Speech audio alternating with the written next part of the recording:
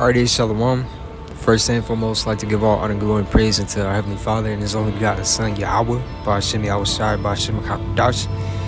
Double honor to my apostles and elders of Great Millstone, taught me this truth, and peace and salutations to the hopeful elect of the nation of Israel, which is constituted by you so-called Negroes, Latinos, Native and Seminole, Indians, West Indians, and Haitians.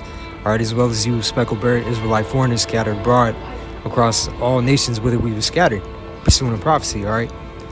And I'm the brother Shamar Banloya, back with, another lesson. Really, this is a continuation of, the Flavian dynasty, all right? And I want to, real quick, briefly touch on the Roman Empire up to that point, all right? Which was through the Flavian dynasty, you had the event of 70 AD that took place, all right?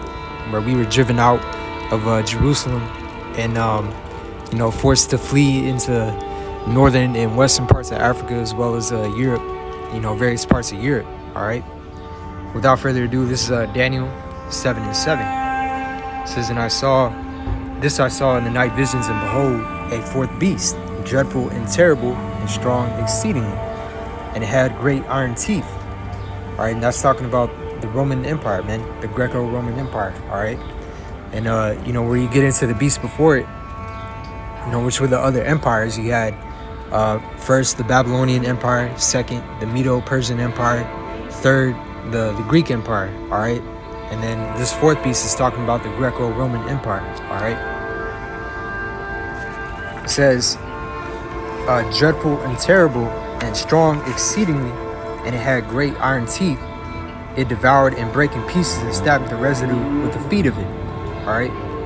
Dreadful and terrible because, what the Romans was doing, far exceeded, what the other empires that did, that came before it.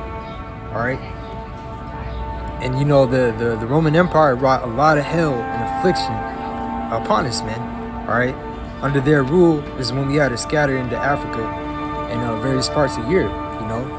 They sacked our temple. You know what I'm saying? They carried away the menorah and the precious things that built it up. All right. And those that weren't captured, or those of them that were thrown into the Colosseum and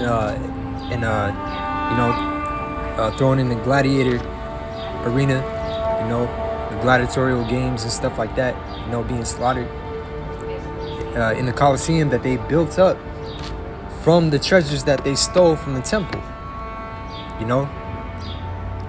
Those were them that were able to flee, And we discussed how, when Yahushua was on the scene, he had prophesied of the events of 70 AD coming to pass, okay? Which was roughly like almost 40 years before it even happened, okay?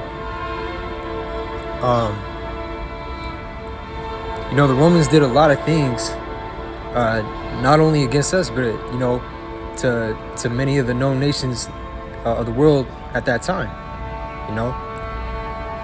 They had great iron teeth, right, man, and a lot of nations had difficulty coming up against the Roman Empire. All right, why? Because of their military might. All right, they accumulated the various like war tactics from the empires before it, and like for instance, they had the short sword, the gladius, okay? They got weapons from the Spanish, you know what I'm saying? And, tactics they developed from the Greeks. Like, for instance, you got the phalanx formation, okay, which is like a tight-knit defensive position, which, the Romans themselves kind of took that and created what's called like the maniple formation, right? Which it gave them more an upper hand, so to speak. Whereas you had the phalanx, which is just like a single unit bunched up together, in a defensive position, and it was with war tactics like that the Greeks prevailed over the Persians. You know what I'm saying? And the Romans, they created a maniple which is kind of like looking at a checkerboard, you know, in the way that they had formed their legion, you know. So they was pretty much, you know, kind of unpredictable in that sense. All right. It said, dreadful and terrible and strong exceedingly, right, man? Because of their military might, again, you know.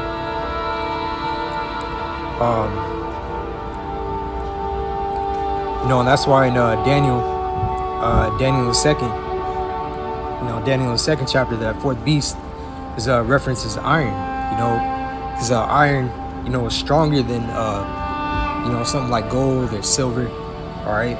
You know, even though it's not as you know, much as precious metal, nevertheless, it's stronger.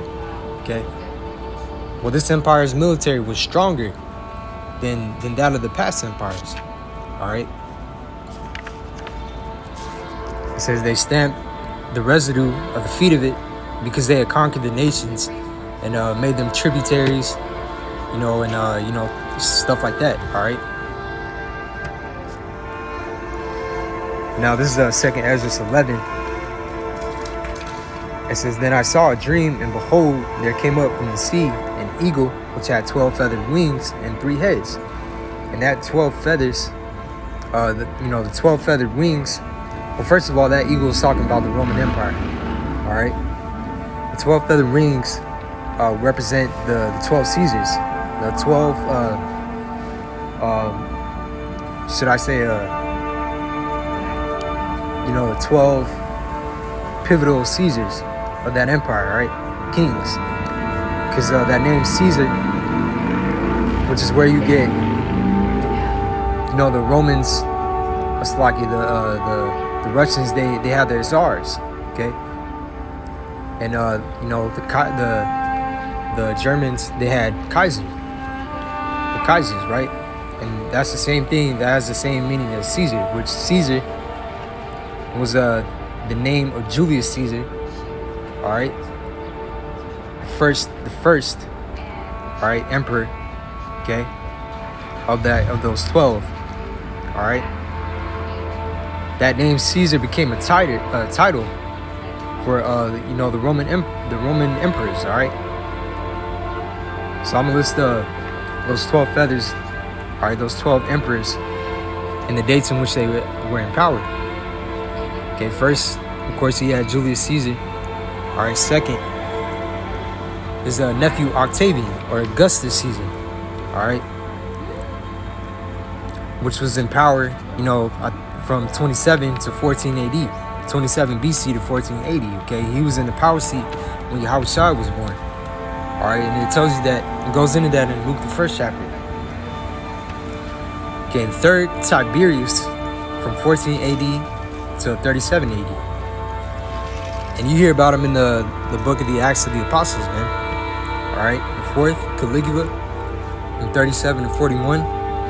Fifth, Claudius Caesar, from 41 to 50 AD. All right.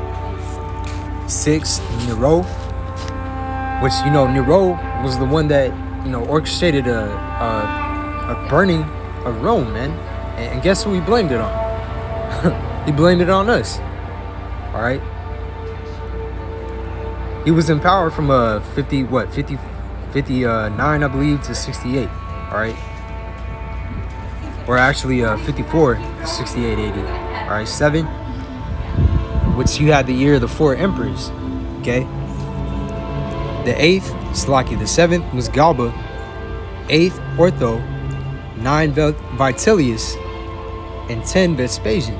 All right. The first 3, Galba, Ortho, and Vitellius, they ruled from 68 to 69. Okay.